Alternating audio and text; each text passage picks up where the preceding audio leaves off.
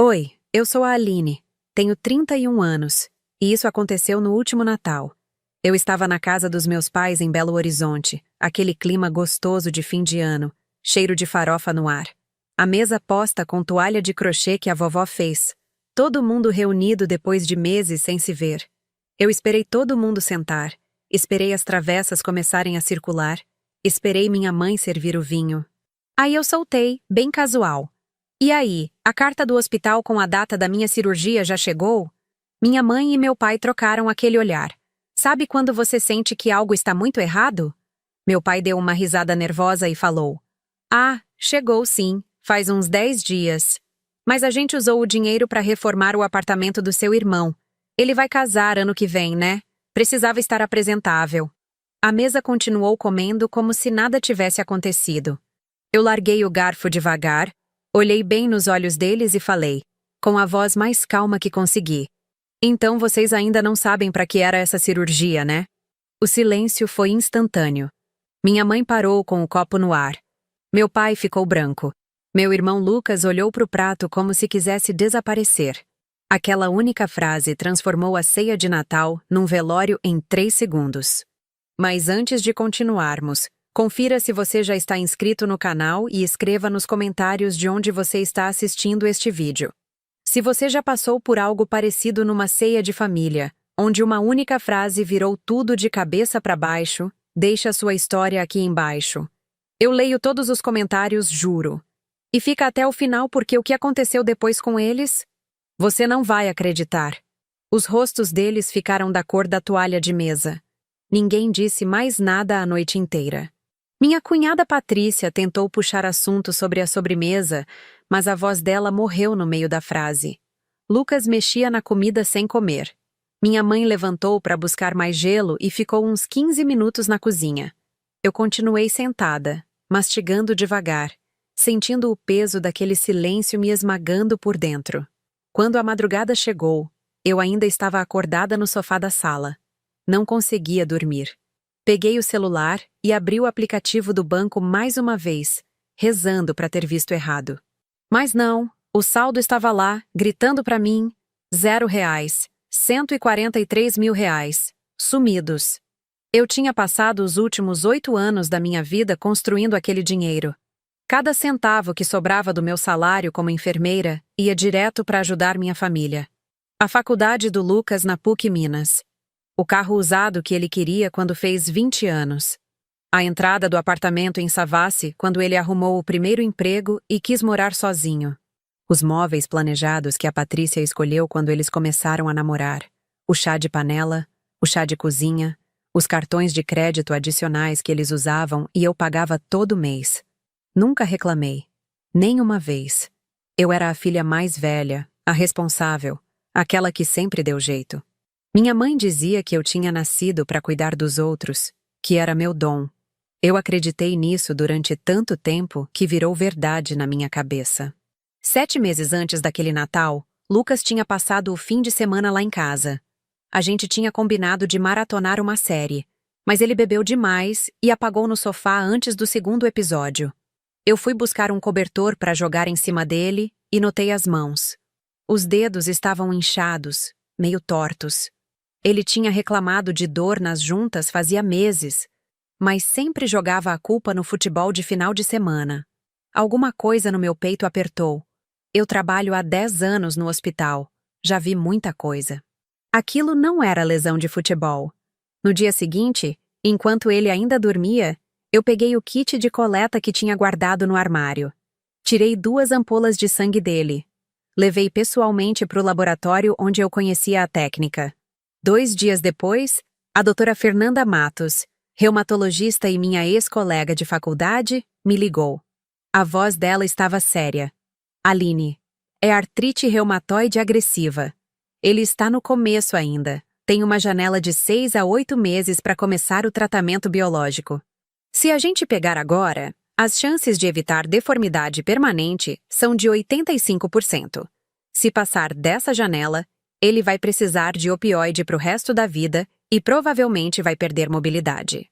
Eu desliguei o telefone e fiquei parada no corredor do hospital por uns 5 minutos.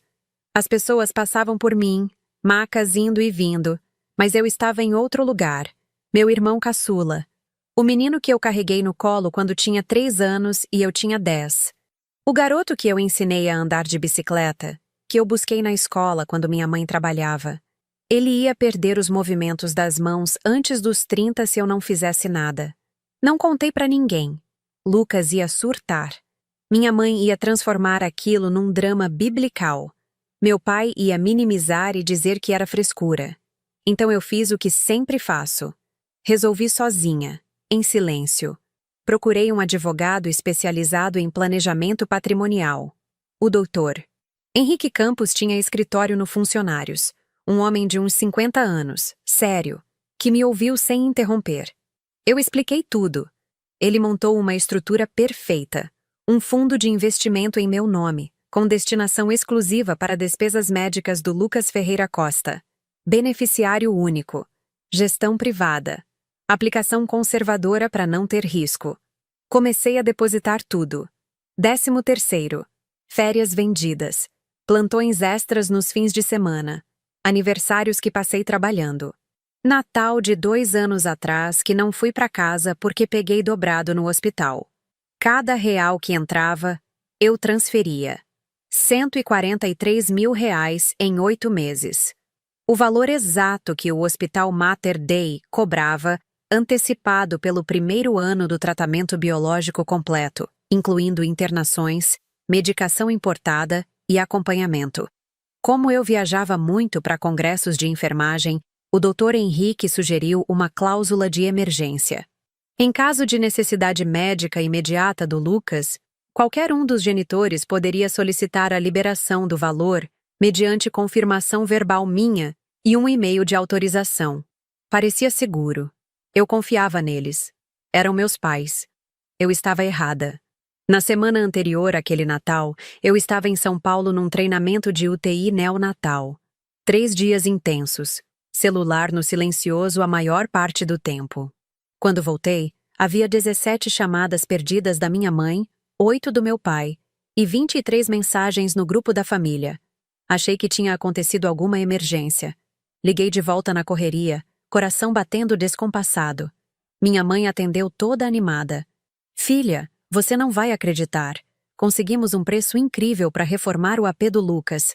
O arquiteto é amigo do seu pai. Fez um projeto lindo, mas tinha que decidir rápido porque ele tinha uma brecha na agenda. A Patrícia chorou quando viu o 3D. Já começaram a derrubar as paredes ontem. Eu fiquei muda. Que reforma, mãe? Ela riu. Ora, do apartamento. Eles vão casar em maio, não lembra? Não dá para receber as visitas naquele lugar do jeito que estava.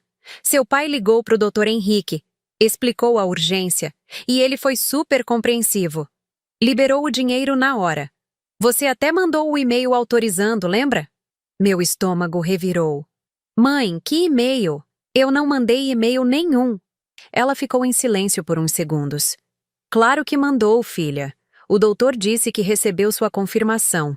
Olha, a gente não ia mexer sem sua permissão, você sabe disso. Desliguei. Fui direto pro e-mail. Tinha uma mensagem enviada da minha conta 7 dias atrás, às 4 da manhã, pro Dr. Henrique Campos. Confirmo a liberação integral do fundo para a reforma do imóvel do meu irmão Lucas. Medida necessária e urgente. Grata, Aline Ferreira. Eu nunca tinha escrito aquilo. 4 da manhã, eu estava dormindo no hotel em São Paulo. Meu notebook estava comigo, trancado no quarto. Mas minha mãe tinha acesso ao meu e-mail antigo, aquele que eu usava há anos e nunca troquei a senha. Ela sabia. Meu pai sabia. Liguei pro Dr. Henrique no mesmo instante. Ele atendeu com aquela voz calma de advogado. Aline, boa tarde. Imaginei que ligaria. Olha, recebi a ligação da sua mãe explicando a situação. Ela estava muito nervosa. Disse que você estava sem acesso ao celular, que era urgente. Depois recebi o e-mail de confirmação da sua conta cadastrada. Segui o protocolo que estabelecemos. O valor foi transferido há 6 dias. Eu mal conseguia formar as palavras. Doutor, eu não mandei esse e-mail. Alguém acessou minha conta. Silêncio do outro lado. Você está dizendo que houve fraude? Estou dizendo que meus pais usaram o dinheiro do tratamento do meu irmão para fazer uma reforma de apartamento. Ele respirou fundo. Deu para ouvir. Aline, isso é grave. Mas tecnicamente eles seguiram o protocolo contratual.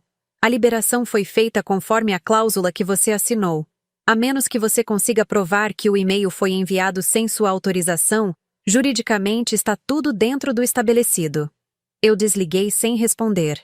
Fiquei sentada na beirada da cama, olhando para a parede branca do meu quarto, sentindo o mundo desabar em câmera lenta. 143 mil reais. 8 meses de vida sacrificada. O futuro do Lucas. Tudo transformado em piso laminado, papel de parede importado e uma cozinha americana que a Patrícia viu no Pinterest. Fui até a cozinha, bebi um copo de água, tentei pensar. Liguei para Dora Fernanda. Fê, quanto tempo ainda tem da janela? A voz dela ficou pesada. Aline, quando a gente conversou faz 7 meses, eu disse 6 a 8 meses. Já passou. A última ressonância que pedi dele, por precaução, mostra progressão. Se não começar nas próximas 3 semanas, o dano vai ser irreversível. 3 semanas. Eu tinha 3 semanas para arranjar 143 mil reais de novo. Impossível. Trabalhando em 2 hospitais, pegando todos os plantões que apareciam, vivendo de miojo e arroz com ovo, eu tinha conseguido juntar aquilo em 8 meses. Não existia milagre que fizesse eu recriar esse montante em 21 dias. Passei aquela noite inteira fazendo planilhas.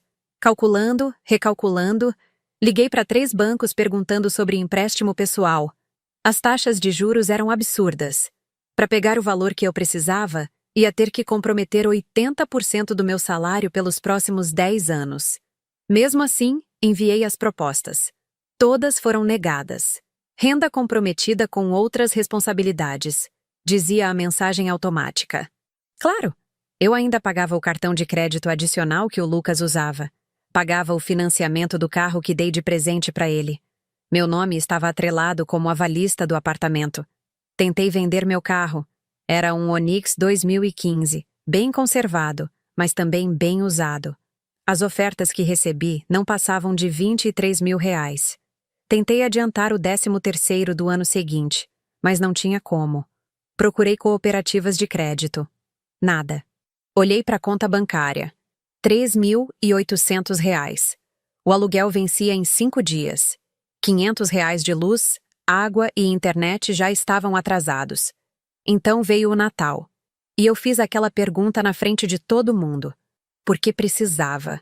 Porque estava sufocando. Porque pela primeira vez na vida, eu não ia conseguir resolver sozinha e em silêncio. A manhã do dia 26 de dezembro amanheceu pesada. Ninguém tinha dormido direito. Eu desci para a cozinha às 6 da manhã e minha mãe já estava lá, fazendo café, com os olhos vermelhos. Quando me viu, ela desviou o olhar. Bom dia, murmurou. Não respondi. Peguei uma xícara, sentei na mesinha da varanda. Meu pai apareceu meia hora depois. Ele se serviu em silêncio, sentou do outro lado da mesa. A gente ficou ali, os dois, bebendo café requintado sem se olhar. Até que ele pigarreou. Aline, a gente precisa conversar sobre ontem. Levantei os olhos. Precisa? Ele colocou a xícara na mesa, ajeitou os óculos, aquele jeito nervoso que ele tem quando quer fugir de confronto. Olha, a gente não sabia que o dinheiro era para uma coisa tão séria assim. Sua mãe falou que era uma reserva de emergência. A gente achou que podia usar para a família. Era para a família, respondi, controlando o tom. Pro Lucas, para a cirurgia dele, pro tratamento que vai impedir ele de virar um aleijado antes dos 30. Ele piscou. Que cirurgia, Aline? Seu irmão nunca falou nada de cirurgia. Porque ele não sabe. Silêncio. Meu pai ficou me encarando, processando. Como assim ele não sabe? Respirei fundo. Era hora de colocar tudo na mesa. Lucas tem artrite reumatoide, pai. Agressiva. Descobri faz 7 meses. Coletei sangue dele enquanto dormia. Levei para análise. A médica disse que ele tinha uma janela de 6 a 8 meses para começar o tratamento biológico. Se perdesse esse prazo, ia ser tarde demais. Eu juntei cada centavo que ganhei para pagar o tratamento no Mater Dei. Era exatamente R$ 143.000. Tudo guardado num fundo que o Dr. Henrique montou. E vocês usaram esse dinheiro para colocar mármore na bancada da pia da Patrícia. Meu pai ficou lívido, literalmente sem cor. Artrite reumatoide? Eu balancei a cabeça. Aquela dor que ele sente nas mãos, nos joelhos, que ele fala que é do futebol? Não é. São as articulações inflamando, destruindo aos poucos. A janela de tratamento já fechou, pai. Fechou semana passada. Agora o que espera ele é deformidade, dor crônica, dependência de remédio pesado pro resto da vida. Minha mãe apareceu na porta da cozinha. Ela tinha escutado tudo. A xícara tremeu na mão dela. Aline, pelo amor de Deus, você está dizendo que... Estou dizendo que vocês destruíram o futuro do próprio filho para impressionar a nora com um apartamento de revista. O choro dela foi imediato, alto, dramático, típico. Meu pai se levantou, foi até ela, segurou o ombro. A gente não sabia, Aline. Você nunca falou nada. Como a gente ia adivinhar? Eu me levantei também. Por que vocês acham que eu teria juntado R$ 143.000 numa conta separada? Destinada especificamente para o Lucas, se não fosse importante? Minha mãe fungou, enxugou o rosto na barra do avental. A gente achou que você estava guardando para dar o dinheiro para o casamento dele. Você sempre faz essas coisas. Sempre surpreende ele. E foi aí que eu entendi. Eles não tinham feito aquilo por maldade. Eles tinham feito porque, na cabeça deles, eu era uma fonte inesgotável de recursos, um banco humano. Sempre disponível, sempre pronta a resolver, sempre capaz de juntar mais. Eles não tinham respeitado o dinheiro porque não respeitavam meu esforço. Era automático, natural. Aline resolve. Peguei minha bolsa. Eu vou embora. Meu pai deu um passo à frente. Espera, vamos conversar direito. A gente dá um jeito. Cancela a reforma. Devolve o dinheiro. Eu ri. Um riso curto sem alegria. Cancela, pai. As paredes já foram derrubadas, o piso velho já foi arrancado, o dinheiro já foi para a conta do arquiteto, do pedreiro, da loja de material de construção. Não tem como devolver. Saí de lá sem olhar para trás.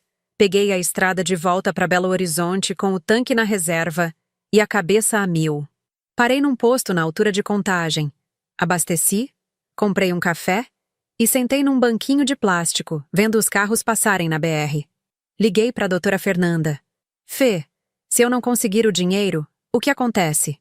Ela suspirou do outro lado. Aline, ele vai começar a perder mobilidade.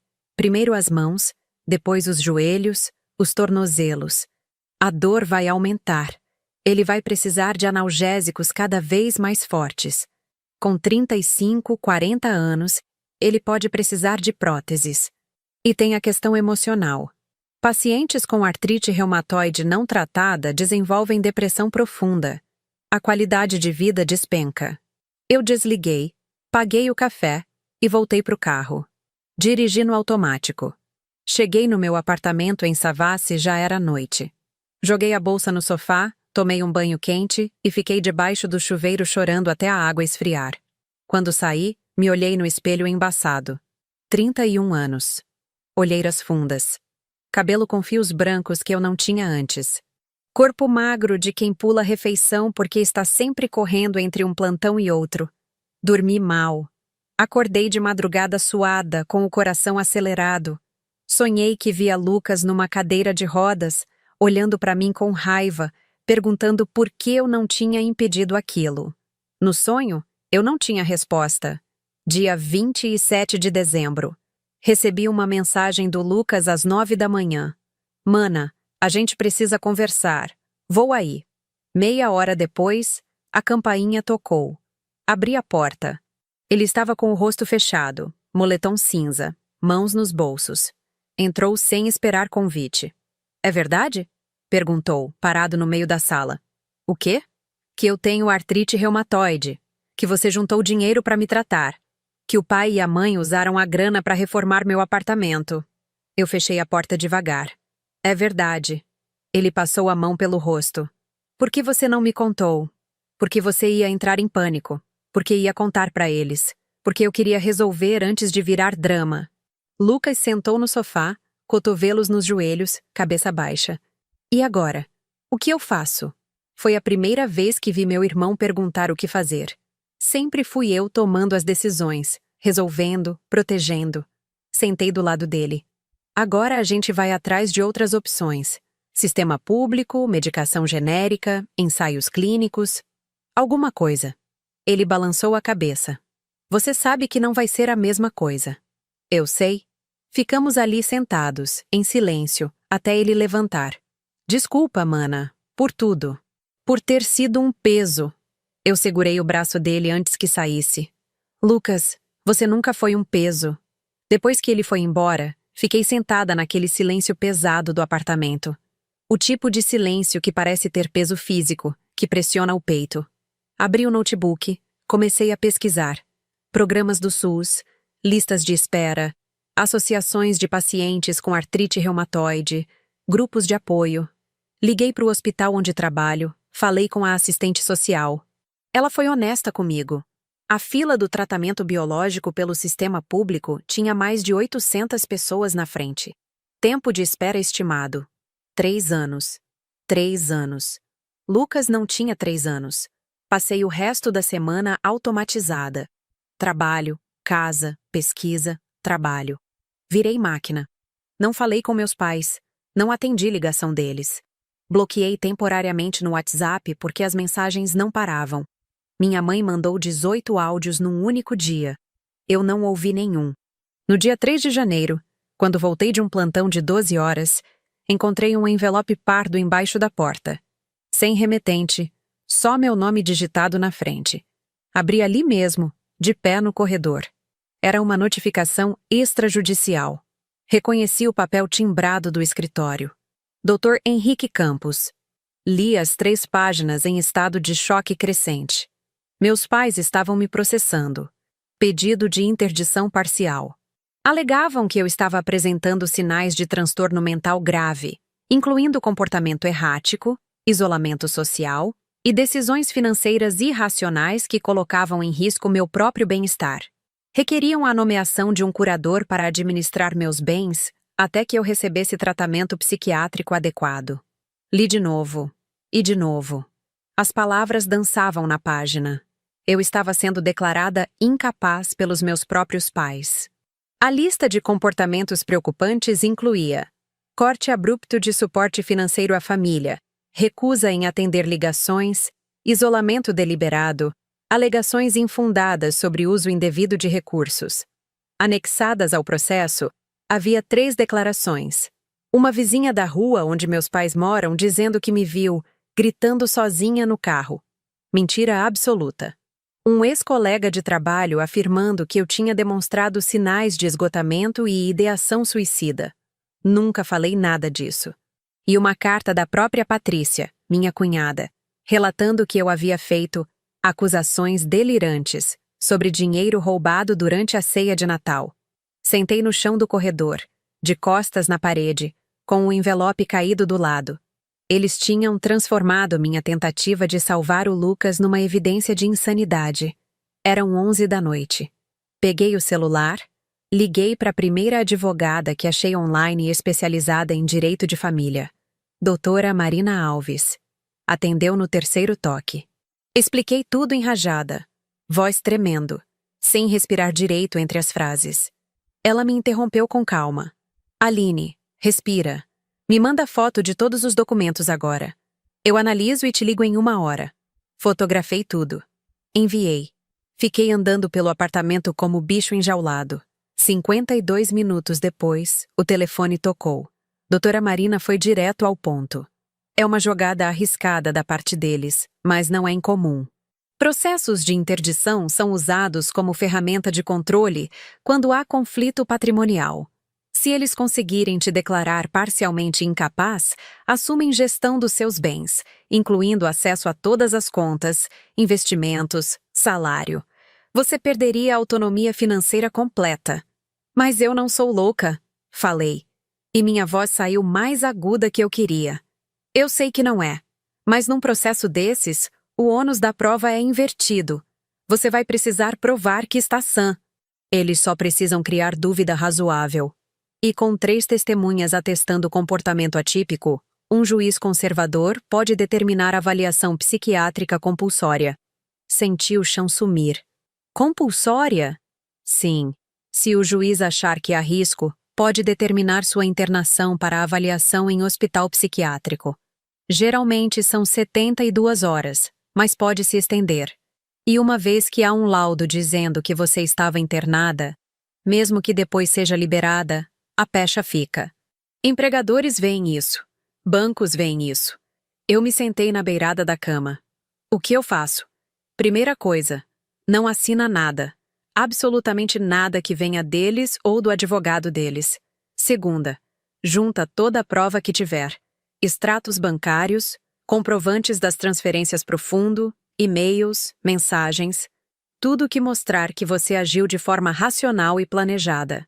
Terceira, a gente vai precisar de laudos psiquiátricos seus, provando sanidade.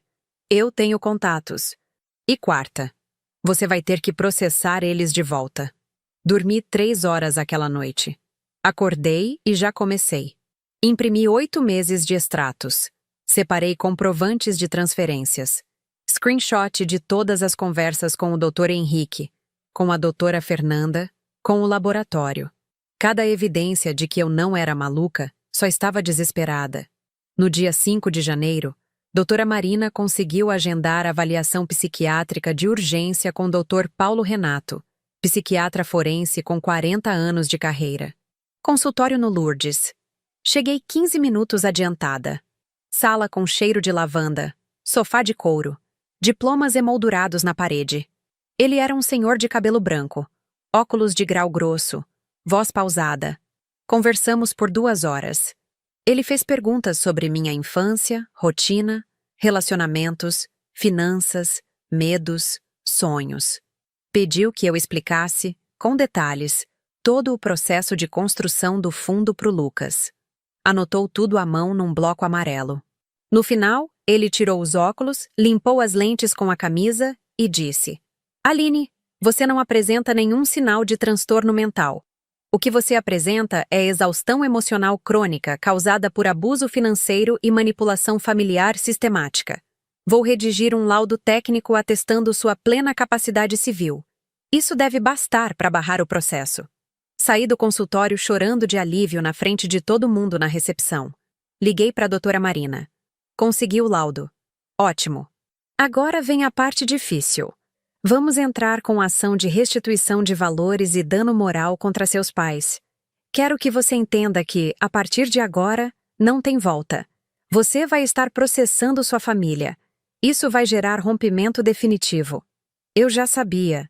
Já tinha tomado essa decisão na madrugada do dia 26 de dezembro, quando percebi que eles tinham escolhido uma bancada de mármore em vez da saúde do próprio filho.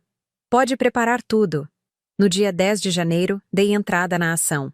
Pedido de ressarcimento integral dos R$ 143 mil, danos morais no valor de 50 mil, e liminar para bloquear qualquer tentativa de interdição. Doutora Marina anexou o laudo do Dr. Paulo Renato, os extratos bancários, a perícia que ela encomendou mostrando que o e-mail enviado ao Dr. Henrique tinha vindo de um IP diferente do meu, rastreado até a casa dos meus pais. A bomba estourou em 48 horas. Minha mãe me ligou chorando tanto que mal conseguia falar. Quando finalmente formou uma frase, era só: Como você faz isso com a gente? Desliguei. Meu pai mandou mensagem: Você está destruindo essa família por causa de dinheiro. Que vergonha. Lucas ficou em silêncio. Não me ligou. Não mandou mensagem.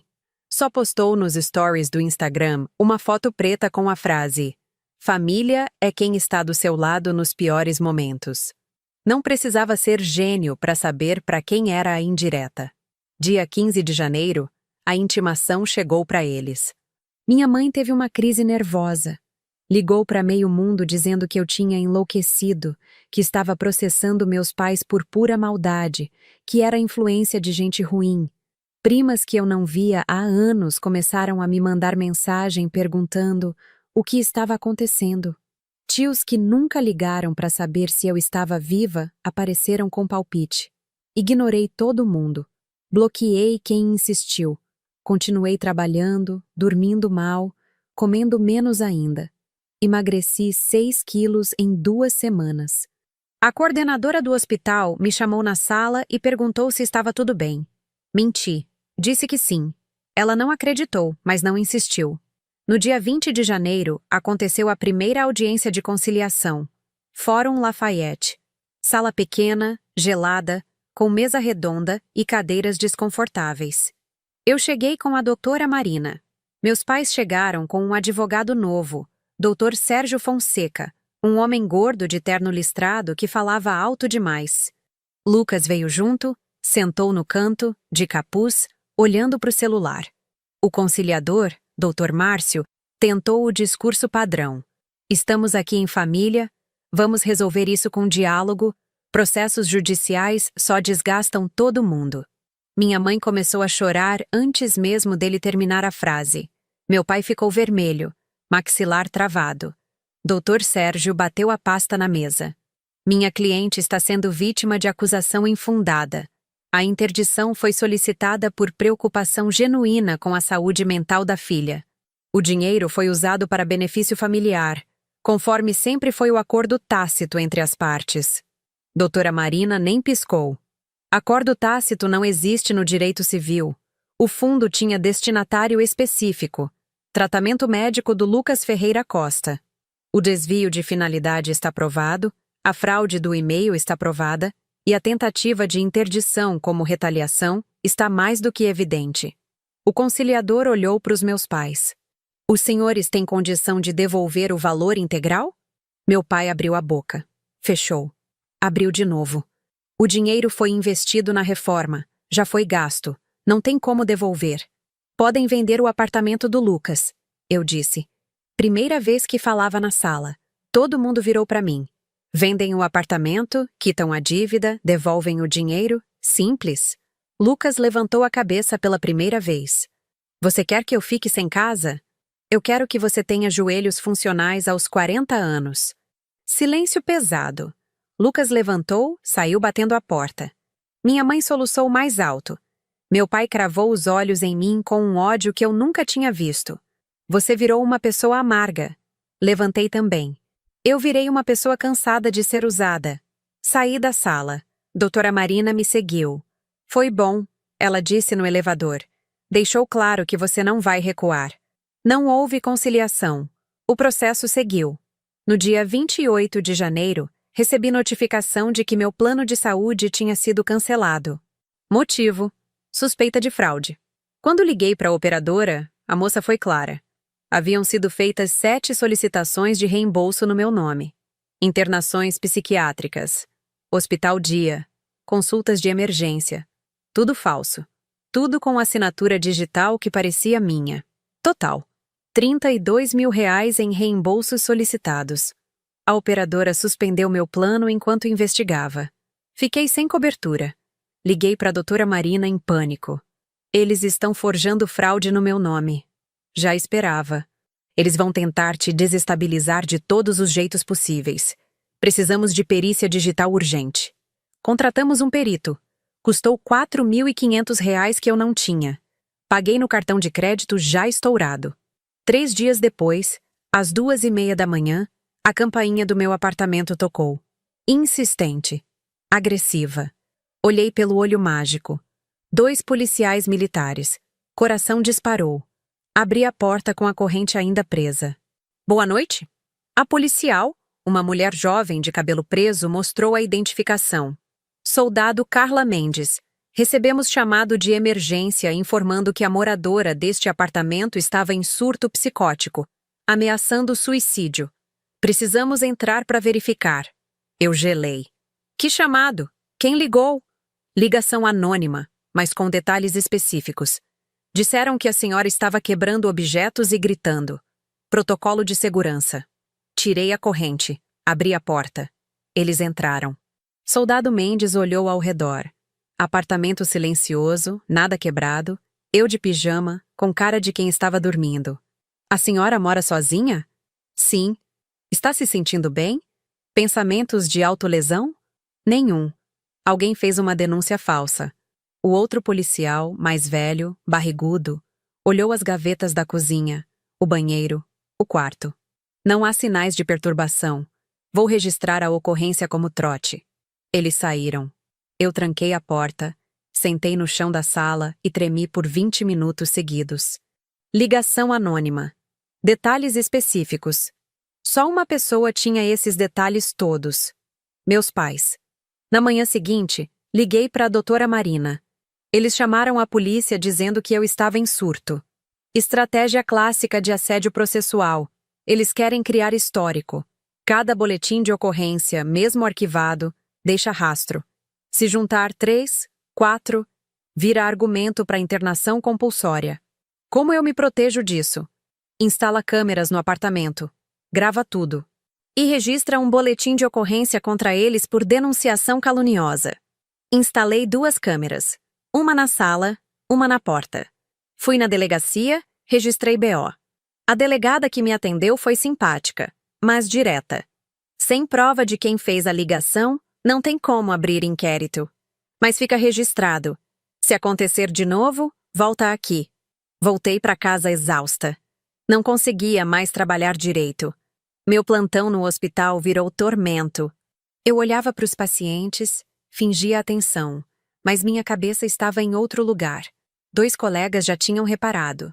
Um perguntou se eu queria conversar. Neguei. Disse que estava só cansada. Dia 5 de fevereiro, chegou intimação para a 2ª audiência. Dessa vez não era conciliação. Era instrução. Ia ter depoimento de testemunhas. Meus pais iam levar gente para falar mal de mim. Doutora Marina pediu lista prévia. Eram 6 nomes. A vizinha que disse que me viu gritando sozinha, o ex-colega que inventou ideação suicida, Patrícia, um primo distante que eu via uma vez por ano, e 2 amigas da minha mãe que eu conhecia de vista. Eles vão mentir, eu disse para a doutora Marina. Eu sei, mas a gente tem como desmontar cada mentira. Confia em mim. Passei os dias seguintes me preparando. Doutora Marina simulou o interrogatório comigo. Fez perguntas agressivas. Testou minha reação. Você tem que ficar calma. Se explodir, eles usam isso contra você. Se chorar, eles dizem que é instabilidade. Você precisa ser firme, clara, objetiva. Treinei. Respiração funda. Resposta curta. Sem emoção excessiva. Mas por dentro, eu estava estraçalhada. Dia 12 de fevereiro, véspera da audiência, Lucas me ligou. Pela primeira vez em mais de um mês. Mana, a gente pode conversar? Pode. Pessoalmente. Amanhã, antes da audiência. Marquei num café perto do fórum. Cheguei 15 minutos adiantada. Ele chegou no horário. Cara fechada. Mãos nos bolsos. Sentou na minha frente. Pediu café. Ficou mexendo na colher sem beber. Eu não sabia que ia ficar desse jeito. Ele começou. Ninguém sabia.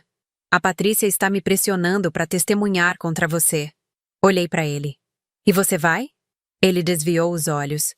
Ela disse que se eu não for, ela termina comigo. Então termina. Ele levantou a cabeça. É sério isso? Lucas, você vai escolher uma mulher que te manipula em vez da irmã que juntou R$143 mil para você não passar o resto da vida tomando morfina? Ele ficou vermelho. Não é só isso. É complicado. Não é complicado. Ou você fica do lado de quem tentou te salvar, ou fica do lado de quem te usou como desculpa para roubar. Ele respirou fundo. Eles são nossos pais, Aline. Eles roubaram seu tratamento, Lucas. Você deveria estar bravo com eles, não comigo. Ele se levantou. Eu vou no processo amanhã, mas não vou mentir. Vou falar a verdade. Que verdade? Que você sempre cuidou de mim. Que você nunca foi louca. Que eles mentiram. Saiu sem terminar o café. Fiquei sentada ali, sozinha, olhando a xícara cheia esfriando na mesa. Dia 13 de fevereiro. Audiência de instrução. Sala maior dessa vez. Juíza Beatriz Carvalho presidindo. Mulher de uns 50 anos, expressão séria, óculos de armação vermelha. Meus pais do lado esquerdo com o doutor Sérgio. Eu e doutora Marina do lado direito. Lucas sentado no fundo, sozinho. Primeira testemunha.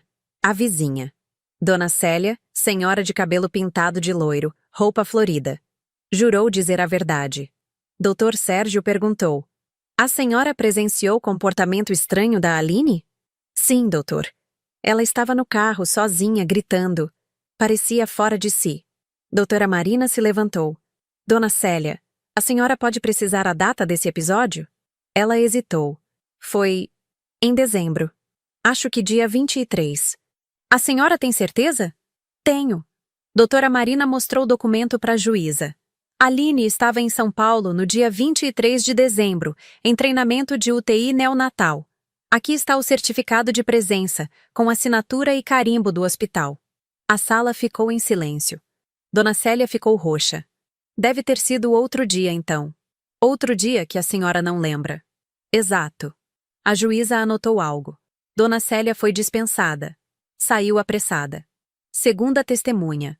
O ex-colega, Rodrigo. Disse que eu tinha comentado sobre pensamentos suicidas no corredor do hospital. Doutora Marina perguntou: quando foi isso? Uns 3 meses atrás. A senhora tem registro de trabalho do Rodrigo no mesmo setor que a Aline? Mostrou o papel. Rodrigo foi transferido para o setor de ortopedia há 7 meses.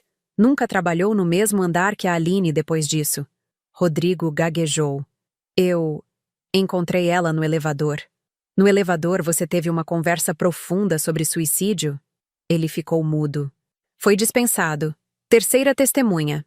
Patrícia. Entrou de salto alto, vestido justo, maquiagem carregada. Confirmou que eu tinha feito acusações absurdas no Natal. Dr. Sérgio perguntou: a Aline parecia equilibrada emocionalmente? Não. Ela estava agressiva, paranoica. Doutora Marina sorriu.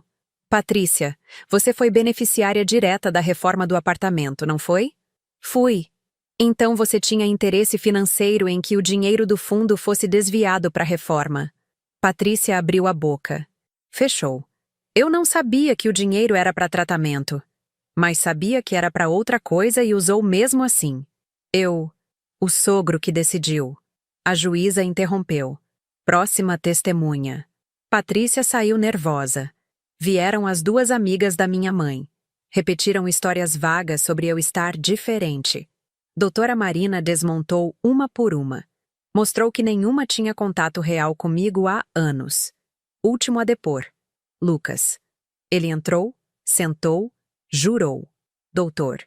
Sérgio perguntou: seu relacionamento com sua irmã era saudável? Lucas olhou para mim. Depois para os pais. Depois para a juíza. Minha irmã sempre cuidou de mim, desde que eu era criança. Mas recentemente ela mudou de comportamento. Ela descobriu que eu tenho artrite reumatoide. Juntou R$ 143 mil para pagar meu tratamento. Meus pais usaram esse dinheiro para reformar meu apartamento sem eu saber. Agora eu perdi a janela de tratamento. Vou passar o resto da vida com dor crônica. Tudo porque eles acharam que mármore na cozinha era mais importante.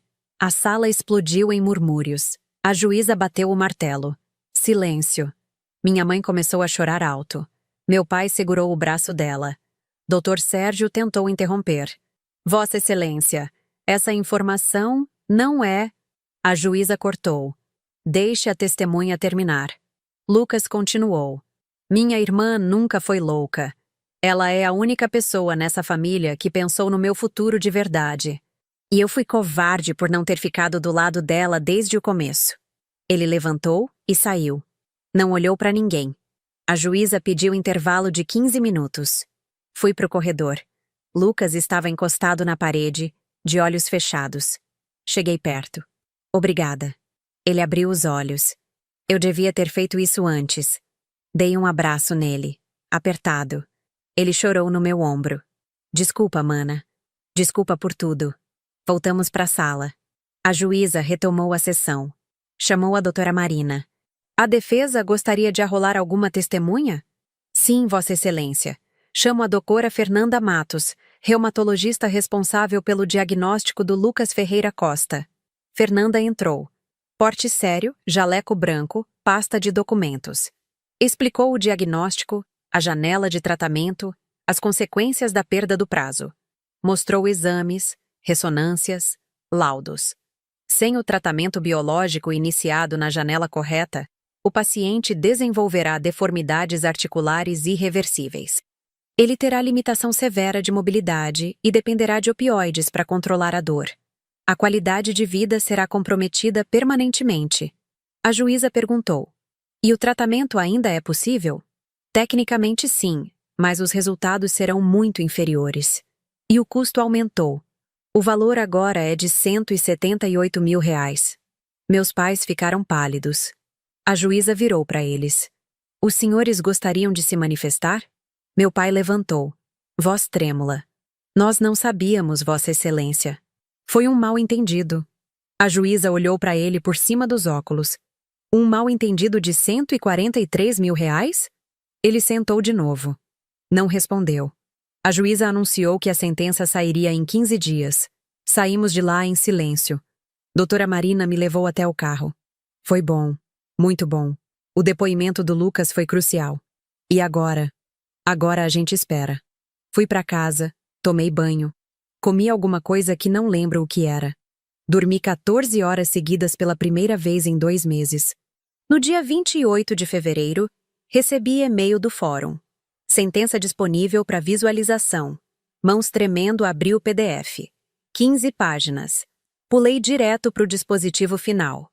Julgo procedente o pedido de restituição de valores.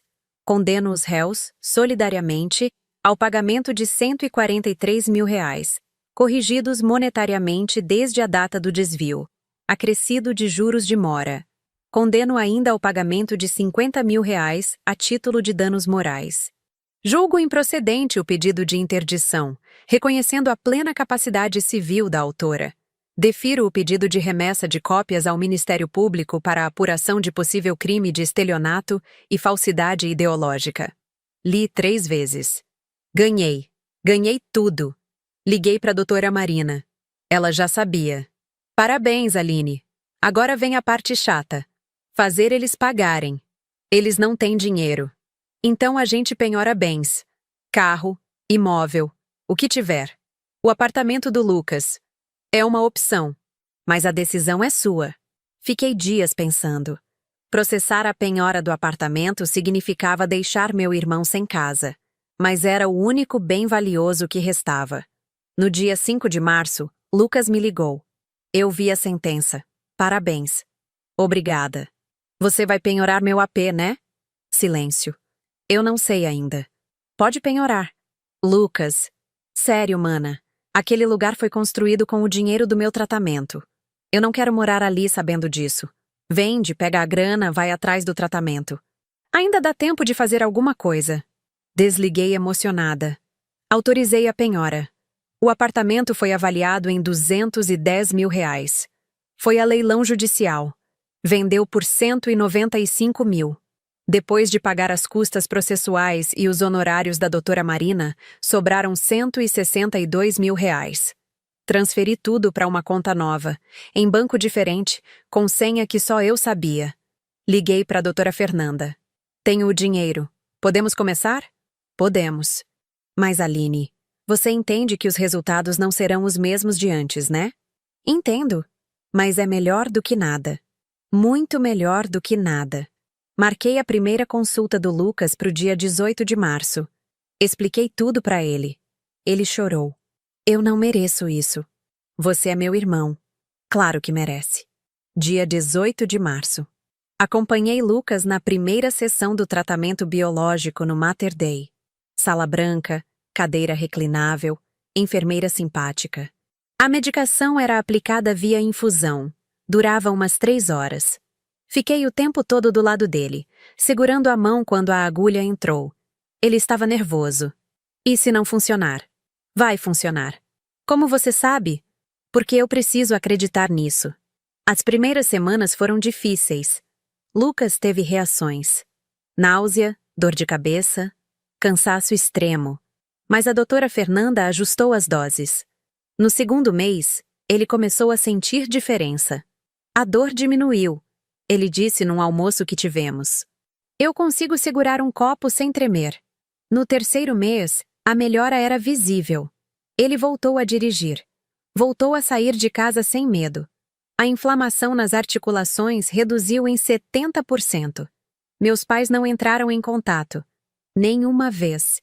Soube por terceiros que eles venderam a casa em Belo Horizonte e se mudaram para um apartamento alugado em Contagem. Meu pai aposentou mais cedo. Minha mãe arrumou trabalho como secretária numa clínica. A vida deles encolheu. Não senti pena. Patrícia terminou com o Lucas assim que o apartamento foi penhorado. Mandou mensagem dizendo que não dava mais. Ele ficou triste por 3 dias.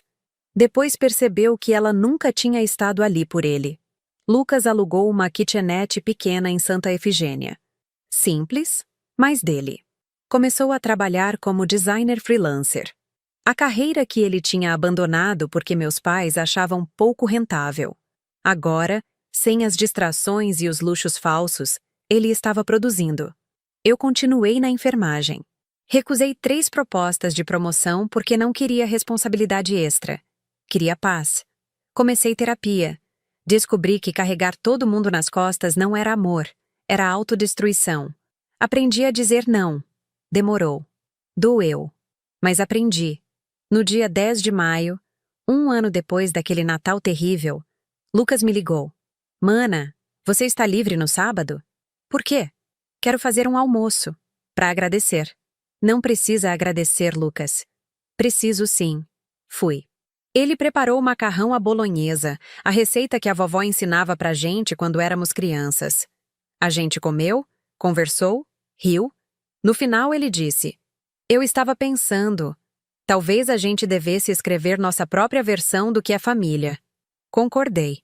Porque família não é quem compartilha o sobrenome. É quem fica quando tudo desmorona.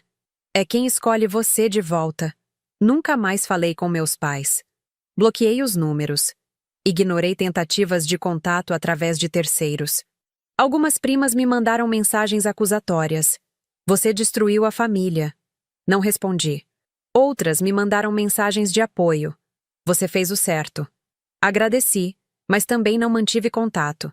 Precisava recomeçar do zero. Limpar a lista. Desintoxicar. Lucas melhorou tanto que voltou a jogar futebol. Não como antes, mas o suficiente para se divertir. Ele mandava fotos dele no campo, suado, sorrindo. Obrigado por me dar isso de volta, dizia na legenda. Eu salvava todas as fotos. Cada uma era prova de que valeu a pena. Que lutar valeu a pena. Que escolher ele em vez de fingir que estava tudo bem valeu cada segundo de dor. No meio do ano, conheci alguém. Rafael, fisioterapeuta, divorciado, sem drama familiar. A gente se conheceu num café. Ele pediu açúcar emprestado. A gente conversou por 2 horas. Não contei nada sobre o processo nos primeiros 3 meses de namoro. Quando finalmente contei, ele só disse: Você é mais forte do que imagina. E me beijou. Foi a primeira vez que alguém me viu como algo além de provedora. Casei com ele em novembro. Cerimônia pequena. Só amigos próximos e Lucas. Sem pais. Sem parentes problemáticos. Sem obrigações sociais. O Lucas foi meu padrinho. Discursou na festa. Minha irmã me ensinou que amor verdadeiro não é dar tudo o que você tem. É dar o que o outro precisa, mesmo quando dói. Ela me deu um futuro. Eu nunca vou esquecer isso. Rafael e eu alugamos uma casa em Nova Lima. Pequena, com quintal. Adotamos um cachorro, um vira-lata chamado Thor. Vida simples. Rotina tranquila. Nada de excessos. Aprendi que felicidade não precisa ser grandiosa. Pode ser um sábado de manhã tomando café na varanda.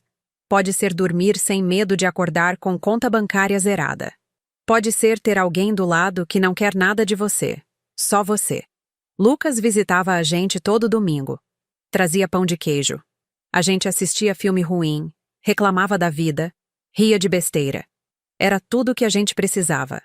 Em dezembro, no aniversário de 2 anos daquele Natal fatídico, Lucas apareceu com uma caixa embrulhada. Pra você. Abri. Era uma foto emoldurada. A gente, crianças no parque. Eu segurando a mão dele. Atrás da foto ele tinha escrito: Você sempre me segurou. Agora é minha vez. Chorei. Rafael fez piada para aliviar o clima, mas também estava emocionado. Lucas ficou pro jantar. A gente comeu, bebeu vinho barato, contou histórias antigas, as boas, as que não doíam. Percebi que era possível lembrar da infância sem amargor. Só precisava escolher as memórias certas. Aquelas onde o amor era real, não transacional. Uma semana antes do Natal daquele ano, recebi uma carta. Envelope branco, letra trêmula. Minha mãe. Abri com o coração apertado. 3 páginas manuscritas. Pedido de desculpas. Explicação sobre como eles estavam arrependidos. Como perceberam o erro. Como queriam reconstruir. Como sentiam minha falta. Terminava com: você sempre foi minha filha mais forte. Talvez por isso eu tenha abusado disso. Me perdoa? Mostrei para o Rafael. Ele leu em silêncio. O que você vai fazer? Nada. Nada? Ela não pediu desculpas quando usou o dinheiro. Pediu desculpas quando perdeu na justiça. Não é remorso. É consequência. Rasguei a carta. Joguei no lixo. Rafael me abraçou. Você tem certeza? Absoluta. Passou o Natal. Passou o Ano Novo. Em fevereiro, minha mãe tentou de novo. Dessa vez pelo Lucas. Ligou para ele chorando, pedindo que intermediasse. Lucas foi direto comigo. A mãe quer conversar com você. Não quero. Ela está mal, mana. Ela sempre está mal quando não consegue o que quer. Lucas suspirou. Eu sei. Só achei que você devia saber. Não cedi. Bloquear meus pais foi uma das decisões mais difíceis e mais libertadoras da minha vida. Pessoas julgam. Dizem que família é sagrada. Que a gente tem que perdoar. Mas ninguém que diz isso viveu o que eu vivi. Ninguém teve o futuro roubado, a sanidade questionada, a vida virada do avesso por ganância disfarçada de amor. Em março, Lucas completou 1 ano de tratamento. A melhora era impressionante.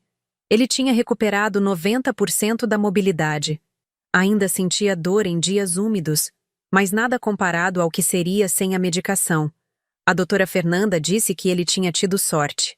Mais 6 meses sem tratamento e seria irreversível. Você chegou no limite. Olhei para o Lucas. Ele olhou para mim. A gente não precisou falar nada. Comecei a escrever. Não por terapia, não por catarse, mas porque percebi que existem milhares de pessoas na mesma situação. Filhas mais velhas que sustentam famílias inteiras. Que abrem mão dos próprios sonhos para realizar os sonhos dos outros. Que são tratadas como banco, não como pessoa. Criei um blog anônimo. Diário de uma filha ATM.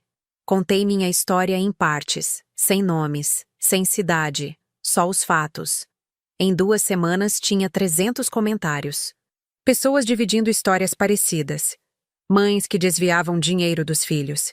Pais que vendiam presentes. Irmãos que nunca retribuíam. A dor era coletiva. Universal.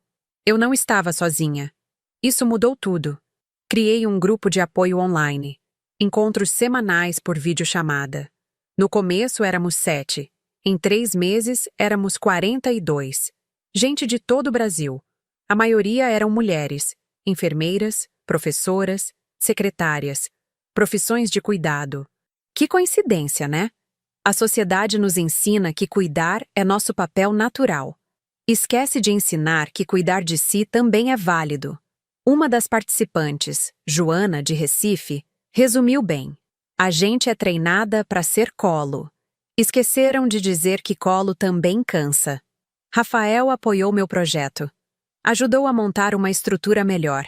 Criamos rede de psicólogos voluntários, advogados para consultas gratuitas, planejadores financeiros para ensinar independência. Virou movimento. Pequeno, mas real. Chamamos de Não Sou Banco. O símbolo era uma mão aberta com a palma para frente. Não era rejeição, era limite. Em junho daquele ano, uma jornalista do estado de Minas entrou em contato. Queria fazer matéria sobre o movimento. Aceitei, mas mantive anonimato. A reportagem saiu na primeira página do caderno de comportamento. Filhas que dizem não. O movimento de mulheres que pararam de bancar a família. Repercutiu. Muito. Recebi centenas de mensagens. Algumas de apoio. Outras de ódio. Filha ingrata. Egoísta. Vai morrer sozinha. Bloqueei. Respondi só as que importavam. Uma mensagem me marcou. De uma moça de 23 anos, de Fortaleza. Li sua história. Decidi não emprestar mais dinheiro pro meu pai. Ele me xingou. Estou arrasada, mas aliviada. Obrigada por me dar coragem. Respondi. A culpa vai passar. A liberdade fica. Lucas começou a participar das reuniões do grupo. Não como vítima, mas como exemplo. Eu fui o irmão que se beneficiou e quase destruiu minha irmã sem saber. Hoje eu pago minhas contas. Trabalho. E agradeço todos os dias por ela ter tido coragem de me salvar mesmo quando eu não merecia. Muitas vezes, as pessoas no grupo tinham irmãos, filhos, sobrinhos que se aproveitavam delas. Ouvir o Lucas ajudava. Mostrava que mudança era possível. Que nem todo mundo continua sendo sanguessuga para sempre. Em agosto, minha mãe apareceu na porta da minha casa. Sem avisar. Sem pedir permissão. Rafael atendeu. Ela pediu para falar comigo. Ele veio me chamar. Fui até a porta, mas não abri o portão. O que você quer? Ela estava mais magra, cabelo mais branco, mãos tremendo. Eu só queria te ver. Faz mais de 1 ano. E? E eu sinto sua falta, Aline. Respirei fundo. Você sente falta de quem eu era, não de quem eu sou. Você sente falta da filha que pagava suas contas. Eu não sou mais ela. Eu sei que errei. Saber não muda o que você fez. Eu quero consertar. Não tem conserto, mãe. Tem consequência. Você vai ter que viver com ela. Ela começou a chorar. Não me emocionei. Chorar era a arma favorita dela. Sempre foi. Você vai passar o resto da vida me odiando? Não. Eu não te odeio. Eu só não te quero na minha vida. Fechei a porta. Voltei para dentro. Rafael estava na sala. Você está bem? Estou. E estava. Não tremi. Não chorei depois. Não me senti culpada. Só me senti livre. De verdade. Pela primeira vez. Minha mãe voltou mais 2 vezes. Eu não atendi. Na terceira deixou uma carta na caixa de correio. Não abri. Joguei fora sem ler. Rafael perguntou se eu não tinha curiosidade. Não. Porque tudo que ela tem para dizer é para ela, não para mim. Ela quer alívio. Eu não sou confessionário. Ele concordou. Nunca mais tocamos no assunto. No final de setembro, Lucas foi promovido na agência de design onde trabalhava. Salário dobrou. Ele me ligou animado. Mana, consegui. Finalmente estou ganhando bem sozinho. Fiquei genuinamente feliz. Sabia que você conseguiria. Vou te pagar de volta, cada centavo. Não precisa. Preciso sim, não é dívida. É gratidão. Comecei a receber o dinheiro de volta em parcelas mensais. Lucas depositava R$ 2.000 todo dia 10. Não era obrigação, era escolha. E isso fazia toda a diferença. Guardei numa poupança separada. Decidi que quando completasse o valor total, ia usar para outra coisa. Investir no movimento, não sou banco. Transformar aquele dinheiro de dor em ferramenta de libertação para outras mulheres. Em outubro, uma produtora de podcast entrou em contato. Queriam fazer uma série sobre relacionamentos familiares tóxicos. Topei participar como consultora, ainda no anonimato. O podcast se chamou Laços que Sufocam. Teve 6 episódios. O meu foi o 4, Quando o Amor Vira Moeda de Troca. Foi o mais ouvido da série. Mais de 100.000 downloads na primeira semana. Comentários inundaram as redes. Gente compartilhando suas histórias. Gente reconhecendo os pais nas minhas palavras. Gente descobrindo que não estava sozinha. Um comentário me fez chorar. Eu tenho 28 anos e estou pagando a faculdade da minha irmã mais nova há 3 anos. Minha mãe diz que é minha obrigação. Hoje, depois de ouvir esse episódio, eu falei não. Cancelei a transferência. Estou tremendo, mas livre. Obrigada. Respondi. Você vai ficar bem. O tremor passa. A liberdade fica. Virou lema do movimento. Imprimimos em camisetas, canecas, adesivos. A renda ia toda para financiar terapia gratuita para as integrantes do grupo. Conseguimos parceria com 2 clínicas de psicologia em BH. Atendimento 1 vez por semana, sem custo. 15 vagas. Lotou em 2 dias. Rafael sugeriu transformar o movimento em ONG. Deu trabalho, burocracia, documentação. Mas em dezembro, saiu. Instituto Não Sou Banco. Apoio psicológico e jurídico para mulheres vítimas de abuso financeiro familiar. A primeira sede foi na nossa própria sala. 3 computadores, uma mesa compartilhada. Atendíamos 2 vezes por semana. Só agendamento prévio. No primeiro mês, atendemos 12 mulheres. Idade entre 22 e 56 anos. Histórias parecidas. Mães que roubavam, pais que exigiam, irmãos que sugavam. Todas se sentindo culpadas por querer parar. Todas achando que eram egoístas. O trabalho era sempre o mesmo. Mostrar que egoísmo e autocuidado são coisas diferentes. Que você pode amar alguém sem se destruir por ela. Uma das mulheres que atendemos, Mariana, tinha 39 anos. Pagava aluguel da mãe, do irmão desempregado e da sobrinha há 7 anos. Ganhava R$ 3.000. Gastava 2.400 com a família. Sobrava 600 para ela. Morava num quarto alugado. Comia mal. Não tinha roupa boa. Vivia num ciclo vicioso. Trabalhar para sustentar gente que não trabalhava. Conversamos por 3 sessões. Na quarta, ela chegou diferente. Eu cortei. Cortou o quê? Tudo. Avisei que não ia mais pagar nada. Minha mãe disse que eu ia pro inferno. Meu irmão disse que eu era lixo. Minha sobrinha me bloqueou. E eu... Estou bem. Pela primeira vez, estou bem. Ela chorou. Mas era choro de alívio. De liberdade. Histórias como a da Mariana se repetiam. Mulheres que carregavam famílias inteiras nas costas, sozinhas, sem reconhecimento. E quando paravam, eram crucificadas. Mas todas diziam a mesma coisa depois. Valeu a pena. Eu deveria ter feito isso antes. Em janeiro do ano seguinte, o movimento tinha 187 participantes ativas. Conseguimos sede própria. Uma sala comercial no centro de Belo Horizonte. Aluguel caro, mas dividido. Cada uma contribuía com o que podia. Ninguém ficava de fora por falta de dinheiro.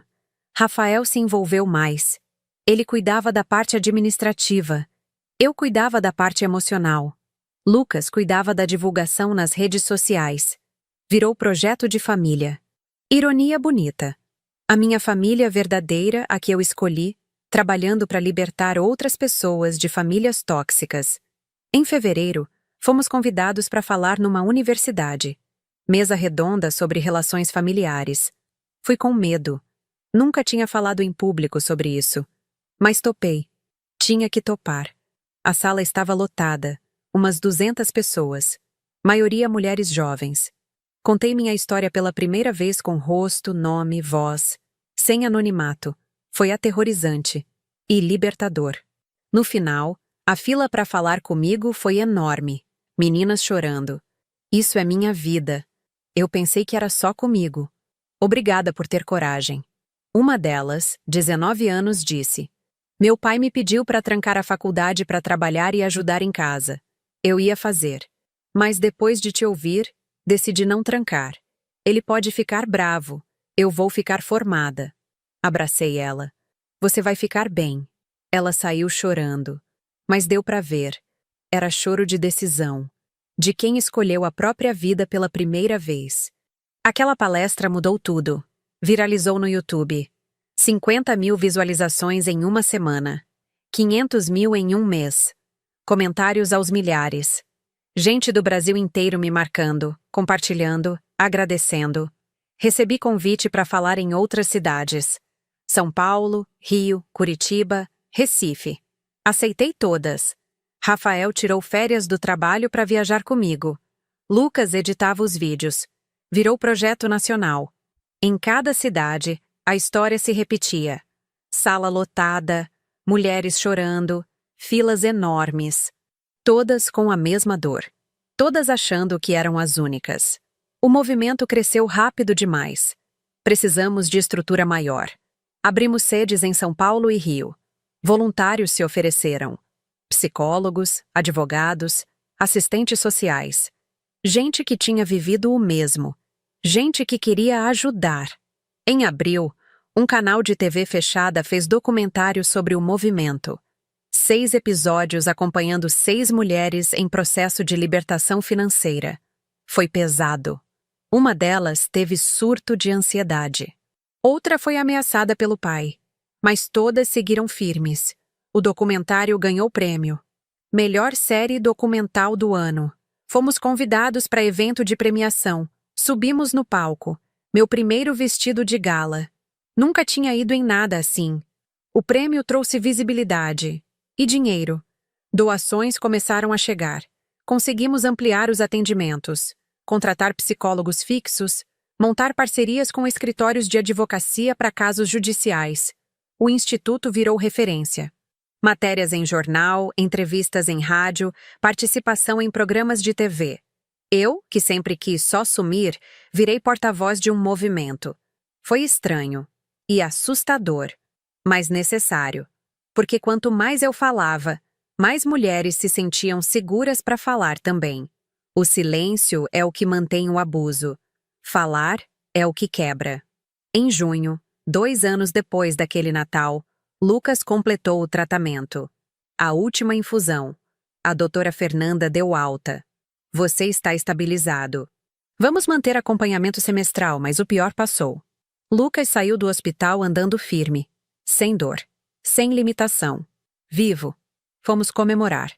Os 3, eu, Lucas e Rafael. Churrascaria simples, cerveja gelada, risadas soltas. No meio do jantar, Lucas levantou o copo. Um brinde. Para quem me salvou quando eu nem sabia que estava me afogando. Brindamos, choramos, rimos. Porque a gente tinha chegado do outro lado. Em julho, minha mãe mandou mensagem. Pelo Lucas. Ela estava doente. Câncer de mama. Estágio 3. Precisava de cirurgia. Não tinha dinheiro. Queria minha ajuda. Lucas me ligou. Mana, ela está mal. Eu vi os exames. É sério. E o que você quer que eu faça? Não sei. Só achei que você devia saber. Desliguei. Fiquei pensando por 3 dias. Rafael não opinou. Disse que era decisão minha. Lucas também não pressionou. Só esperou. No 3º dia, tomei a decisão. Liguei pro Lucas. Eu vou ajudar, mas com condições. Quais? Eu pago a cirurgia. Mas não tem relacionamento. Não tem visitas. Não tem reconciliação. É só a cirurgia. Depois cada um na sua. Lucas ficou em silêncio. Tem certeza? Tenho. Não vou deixar ela morrer. Mas também não vou fingir que está tudo bem. Paguei a cirurgia. R$ 32.000. Hospital particular. Quarto individual. Tratamento completo. Fiz tudo pelo Lucas. Ele foi o intermediário. Levou minha mãe nos exames. Acompanhou no pós-operatório. Eu não fui. Não quis. Ela mandou carta agradecendo. Não li. Joguei fora. Rafael perguntou se eu não sentia nada. Sinto alívio, por ter feito o certo. Não por ela, por mim. Minha mãe se recuperou. Ficou bem. Lucas mandou notícias, eu ouvia, mas não perguntava. Não me envolvia. Era uma notícia como qualquer outra. Neutra. Distante. Em agosto, ela tentou me ligar. Não atendi. Tentou de novo. Bloqueei. Mandou mensagem pelo Lucas. Só queria te dizer obrigada. Respondi pro Lucas. Já está dito. Acabou. As pessoas julgavam. Mas é sua mãe. Ela poderia ter morrido. Você não tem coração. Eu aprendi a não me importar. Porque quem julgava não tinha vivido o que eu vivi. Não tinha sido drenada, manipulada, destruída. É fácil pregar perdão quando você não foi quem pagou o preço. Em setembro, o Instituto completou 1 ano. Festa pequena. Só as voluntárias. Bolo simples. Refrigerante. Mas tinha significado. 230 mulheres atendidas. 112 processos judiciais vencidos. 87 famílias reconstruídas. Não era pouco. Era revolução silenciosa. Mariana, a primeira mulher que atendemos, fez um discurso. Há 1 ano eu achava que minha vida era só isso. Pagar conta dos outros. Hoje eu tenho apartamento próprio, moto zero, terapia paga e paz. Obrigada por me mostrar que eu podia escolher eu. Todos aplaudiram. Eu chorei. Porque cada história de libertação no Instituto era a minha história replicada. Era a prova de que valia a pena ter lutado. Que valia a pena ter aguentado o ódio, o julgamento, a solidão. Em outubro, recebi proposta de editora. Queriam que eu escrevesse livro contando minha história. Hesitei. Falar era uma coisa. Escrever, eternizar, era outra. Conversei com Rafael. Você acha que devo? Acho que você já tomou a decisão. Só está com medo. Ele tinha razão. Assinei contrato. Passei 3 meses escrevendo. Todas as madrugadas. Revirando memórias. Chorando sozinha no escritório. Rafael trazia café. Lucas lia os rascunhos. Fernanda revisou a parte médica. Doutora Marina revisou a parte jurídica. O livro ficou pronto em janeiro. Título: Não sou banco. Como sobrevivi ao abuso financeiro familiar. Lançamento marcado para março. A editora não acreditava que ia vender. É nicho demais, diziam. Imprimiram 5.000 exemplares. Esgotou em 2 semanas. Segunda tiragem, 10.000. Esgotou em 10 dias. Terceira tiragem, 20.000. Virou fenômeno. Entrou na lista dos mais vendidos. Ficou lá por 4 meses. Não era sobre dinheiro. Era sobre identificação. Cada mulher que lia se via nas páginas. Os depoimentos chegavam aos montes. Esse livro me deu coragem para sair de casa. Mostrei para o meu terapeuta. Ele disse que era tudo que ele tentava me explicar há anos. Comprei para o meu filho. Quero que ele saiba que não deve fazer comigo o que meus pais fizeram. O livro mudou vidas, incluindo a minha, porque escrever foi catarse final. Foi enterrar definitivamente aquela Aline que achava que precisava carregar o mundo. Em abril, fizemos turnê de lançamento. 12 cidades. Sessões de autógrafo lotadas. Filas que dobravam quarteirões. Mulheres trazendo livros marcados, grifados, cheios de post-its. Cada encontro era intenso. Gente chorando, gente agradecendo, gente dizendo: "Você salvou minha vida." Eu respondia sempre a mesma coisa. "Você salvou sua própria vida. Eu só mostrei que era possível." Em maio, 2 anos e meio depois daquele Natal, Lucas me ligou. "Mana, preciso te contar uma coisa." "Fala." "Encontrei os pais." Meu estômago gelou. "Onde?" "No mercado." "Por acaso. A gente conversou." "E?" "Eles perguntaram de você." Não respondi. "Disseram que sentem sua falta." Continuei em silêncio. "Que gostariam de conversar." Respirei fundo. "E o que você disse?" "Disse que você está bem, que está feliz, que tem sua vida, e que talvez seja melhor eles respeitarem isso." "Obrigada." "Maná, eu entendo agora. O que você fez? Por que você fez? Antes eu não entendia. Achava exagero. Achava que você era dura. Hoje eu sei que você só se protegeu. E eu te respeito por isso." Desliguei emocionada. Porque ouvir isso do Lucas, de quem eu salvei, de quem quase me destruiu sem querer, significava que tudo tinha feito sentido. Em junho, o Instituto abriu sede em Porto Alegre, Salvador e Manaus. Expansão nacional. Conseguimos patrocínio de uma empresa de tecnologia.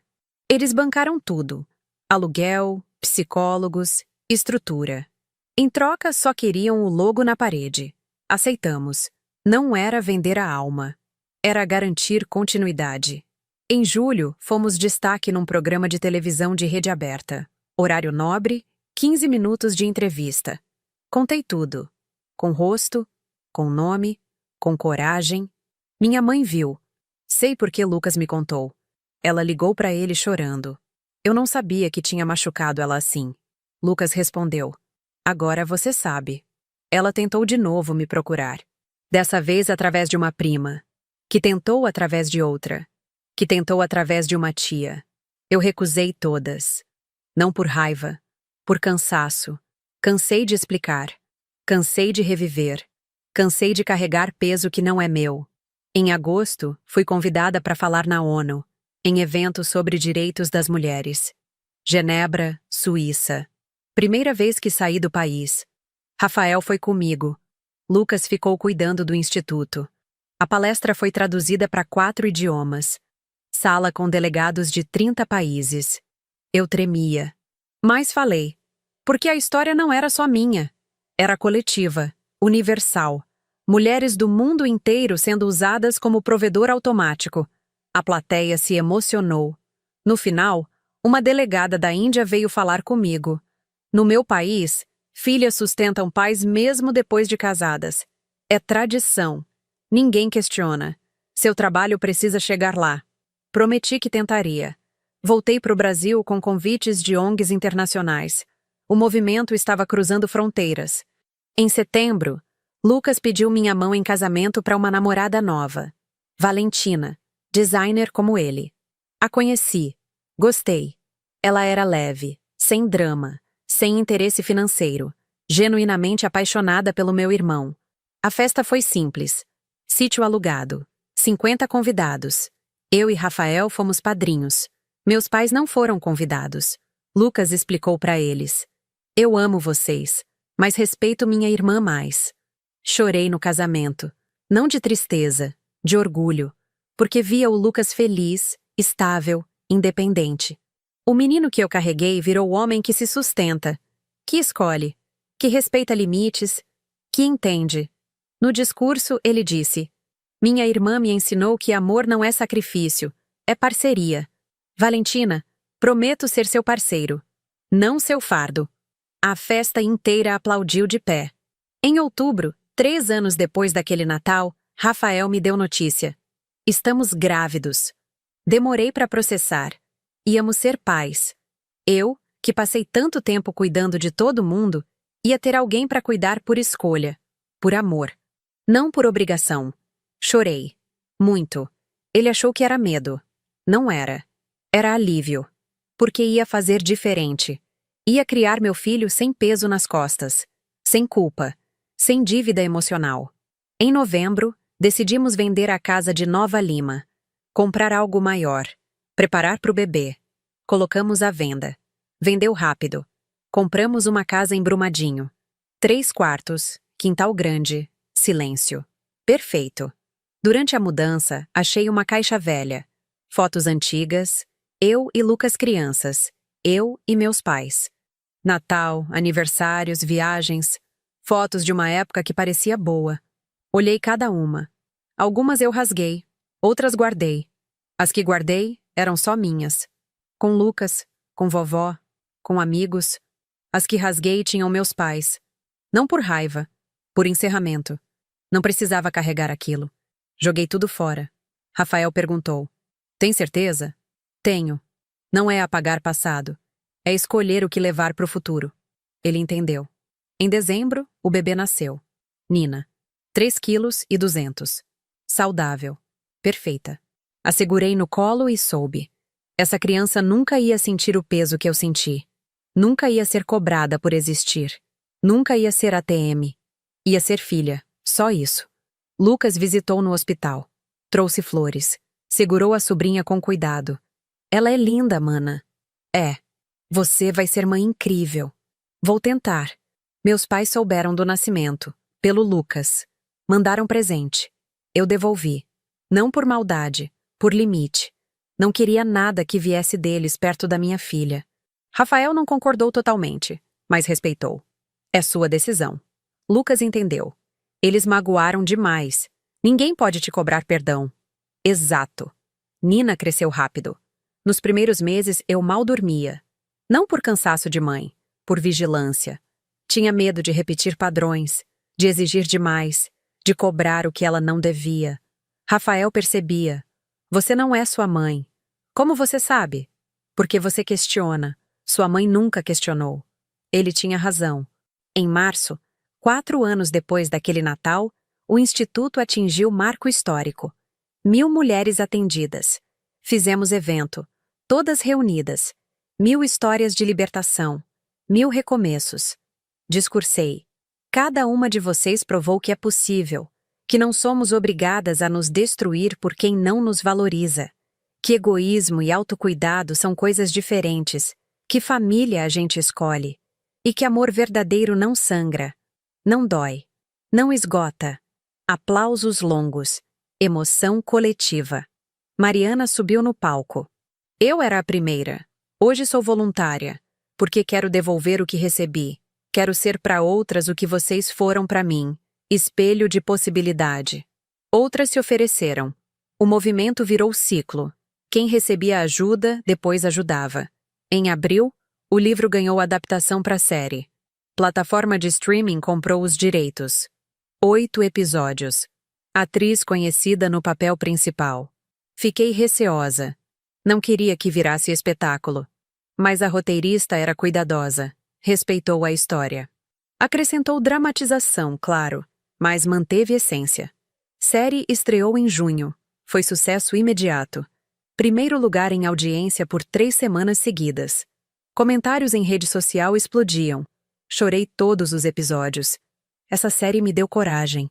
Finalmente alguém fala sobre isso. Críticas também vieram.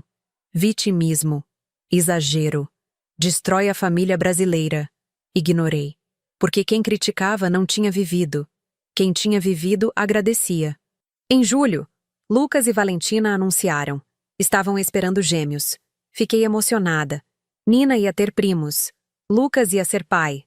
O ciclo continuava, mas diferente. Melhor.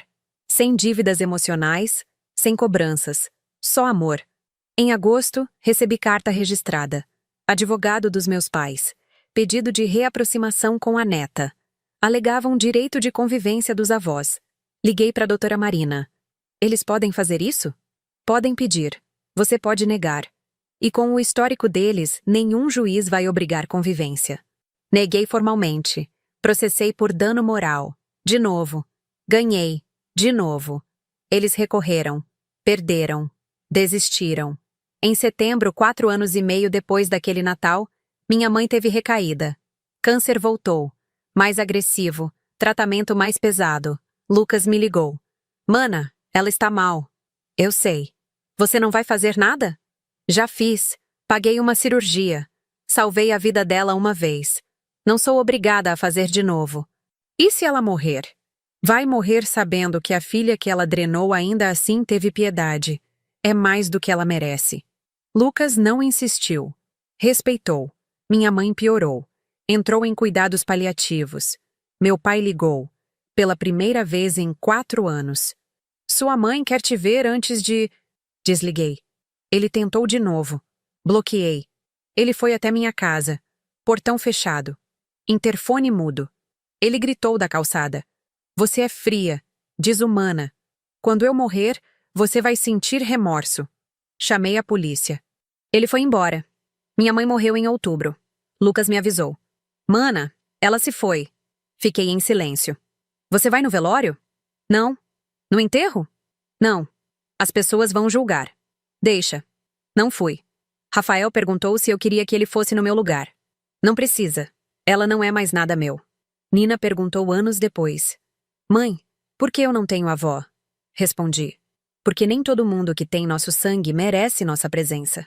Meu pai tentou contato depois do enterro. Quis reconciliar agora que ela se foi. Neguei. Não é sobre ela.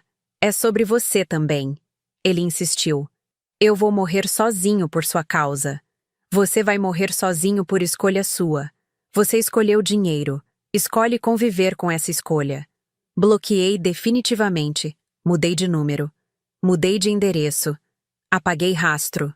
Em novembro, 5 anos depois daquele Natal que explodiu tudo, fiz aniversário. 36 anos.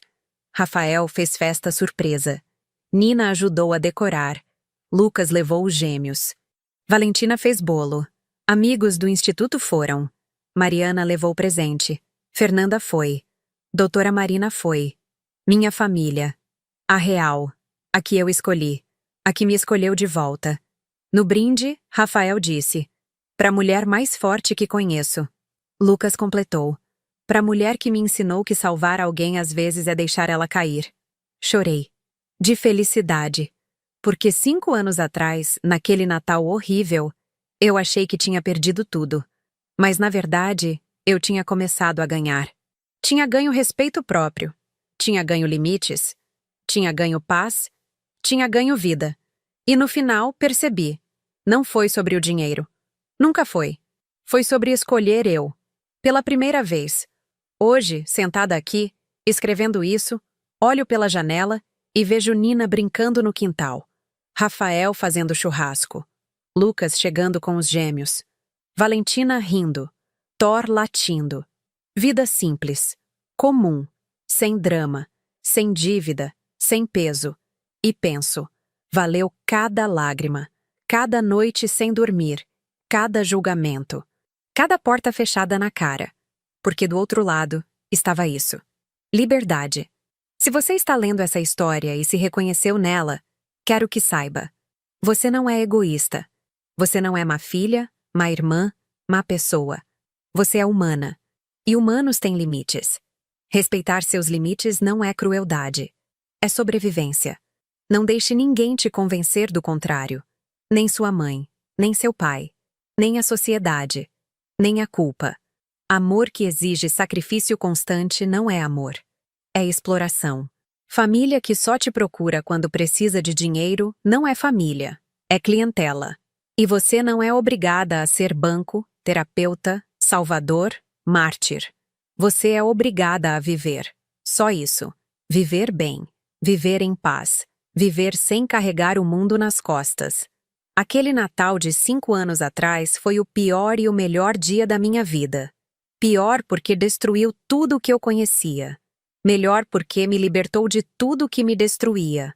Hoje, quando sento à mesa de Natal, é com quem me escolhe, não com quem me usa. E a diferença é tudo. Se alguém tentar te fazer sentir culpa por escolher você, lembre, culpa é ferramenta de manipulação. Quem realmente te ama não te faz sentir culpa por ter limites. Te respeita por ter. Demorei 31 anos para aprender isso. Espero que você aprenda mais cedo. Espero que não precise perder 143 mil reais e quase perder a sanidade para entender que você importa. Sua vida importa. Seus sonhos importam. Seu dinheiro, que você ralou para ganhar, importa. E ninguém, absolutamente ninguém, tem direito de tirar isso de você. Nem em nome do amor. Nem em nome da família. Nem em nome de nada. Você não é egoísta por ter limites. Você é saudável. Então, se você está nessa situação agora, se está sendo drenada, usada, manipulada, pare, respire e escolha você. Vai doer. Vai ser solitário no começo. Vão te julgar. Vão te xingar. Vão te chamar de monstro. Mas do outro lado, tem paz. E paz, minha amiga, não tem preço. Eu aprendi isso do jeito mais difícil possível. Para que você não precise. Minha história termina aqui. Feliz, livre, inteira. Sem remorso, sem culpa. Só gratidão. Por ter tido coragem, por ter escolhido eu. E se tem uma coisa que quero que você leve dessa história, é isso. Você tem permissão para escolher você. Sempre teve. Só precisava saber.